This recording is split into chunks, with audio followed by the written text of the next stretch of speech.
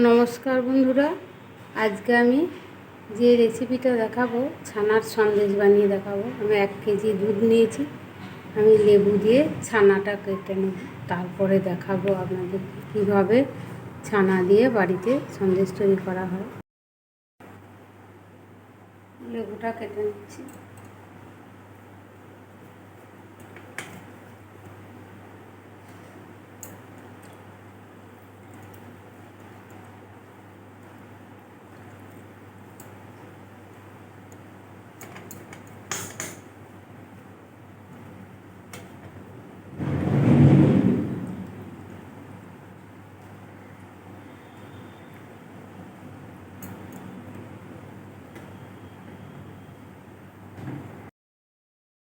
দুধটা আমার ফুটে এসছে, এরপরে যে লেবুর জলটা আমি দিয়ে দিচ্ছি।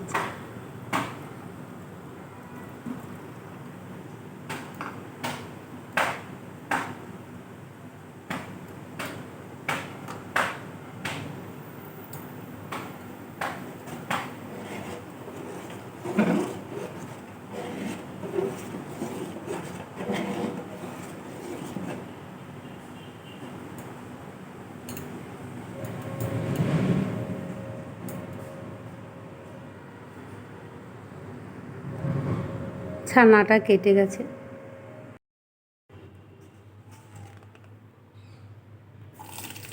ছানাটা কেটে নিচ্ছি।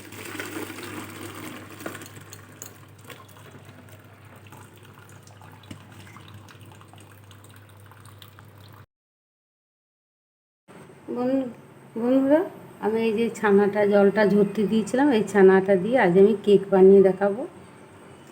আমি প্রথমে এই ছানাটাই থালার মধ্যে নিচ্ছি। 1 কাপ চিনি দিচ্ছি।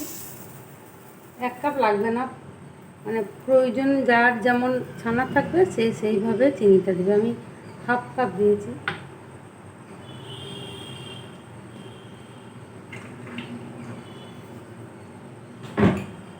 এই যে ময়দা দিচ্ছি 2 চামচ,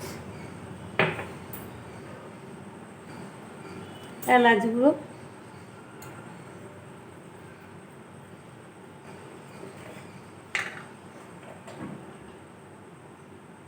বড় চামচে 2 চামচ তেল, সাদা তেল। আমি যে উপকরণগুলো দিলাম এই উপকরণগুলো দিয়ে মেখে নেব। এই যে বাটিটা নিয়েছি, এই বাটিটাতে আমি ভালোভাবে তেল মেখে নেব।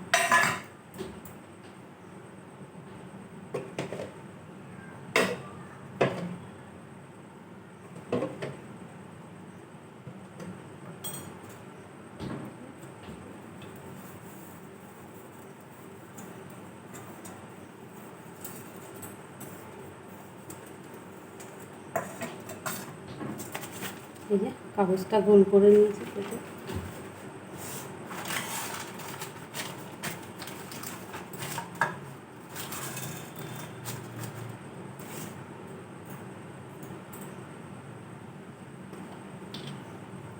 ভ্যানিলা এসেন্স একটু দিয়ে দেবো।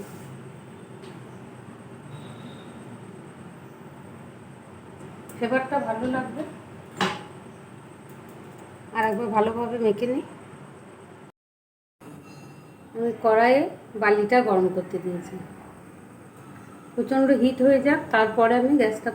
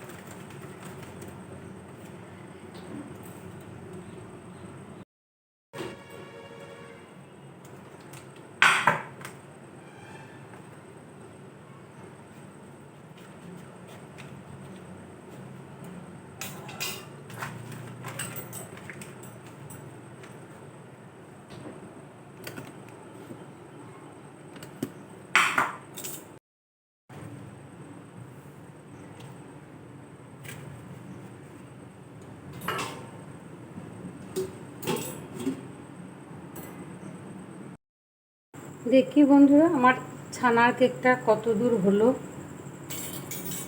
প্রায় 8 ঘন্টা মতো গ্যাস কমিয়ে দিয়েছিলাম। বাবা গরম দাও।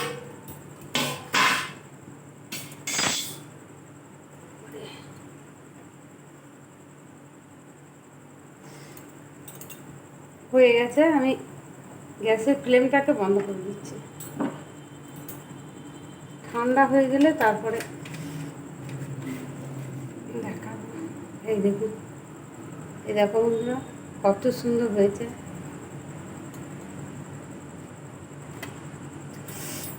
ঠান্ডা হয়ে যাক তারপরে আমি ছানার কেকটা কেটে দেখাবো। এই দেখো বন্ধুরা খুব সুন্দর হয়ে গেছে।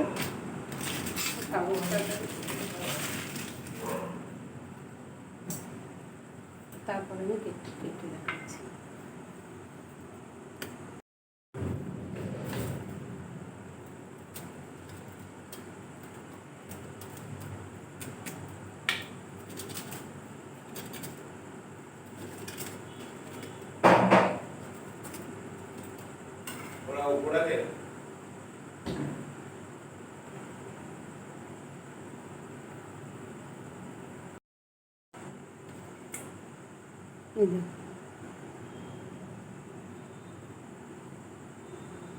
স্পঞ্জি মতো।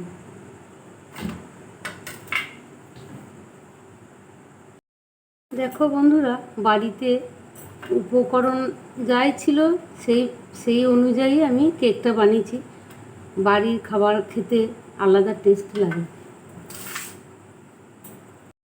বাড়িতে থাকা উপকরণ দিয়ে আমি কেকটা তৈরি করলাম। বাড়িতে তৈরি করা জিনিস খেতে টেস্টই আলাদা। যতই বাজারে থেকে আনা হয় এটা অন্তপক্ষে অনেকটা খাঁটি তো পাওয়া যায়, খেতেও আশা করি ভালোই হবে।